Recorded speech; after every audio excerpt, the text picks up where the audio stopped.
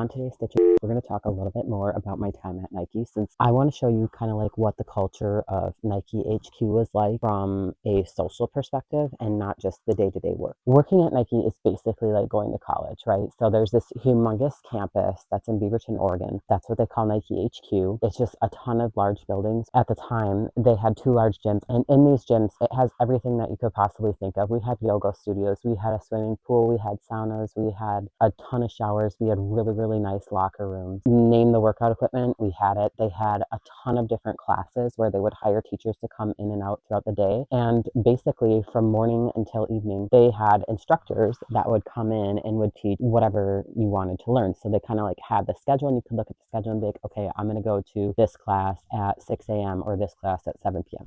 As far as like perks go, it was pretty good. So we had volleyball courts, we had football fields, we had a track field, we had running courses, like everything that you can imagine. And then one of my favorite things was year round, we had intramural volleyball. They had outdoor volleyball during the summer and indoor volleyball during the winter. You had to be at Nike or be married to somebody at Nike in order to play in these intramural sports, but you would just round up a bunch of coworkers and then you would be included in the intramural volleyball team. So overall, it was just like college on steroids, like college where you actually have money. We had an employee discount store where we got everything basically 50% off, so it kind of ruins you for retail for the rest of your life. We also would be able to go to sample sales for different categories and go and buy the pre-production samples at basically no cost. So like $5 for a brand new pair of shoes just because it was a sample and it's not actual production. So as you can imagine, I had a just ginormous shoe collection at the time. Unfortunately, my feet have grown through pregnancy, so I've had to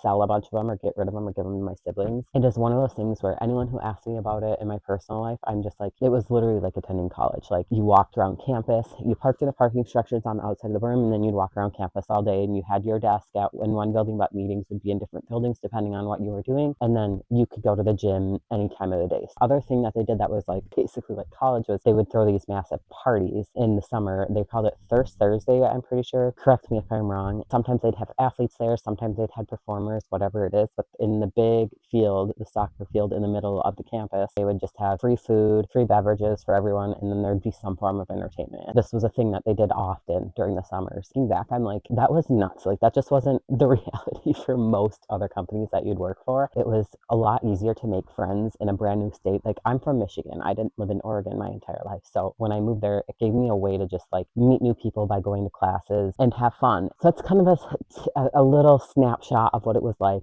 Think college on steroids. And then it was hard when I was there to imagine life outside of the berm, but now it's hard to imagine life inside the berm.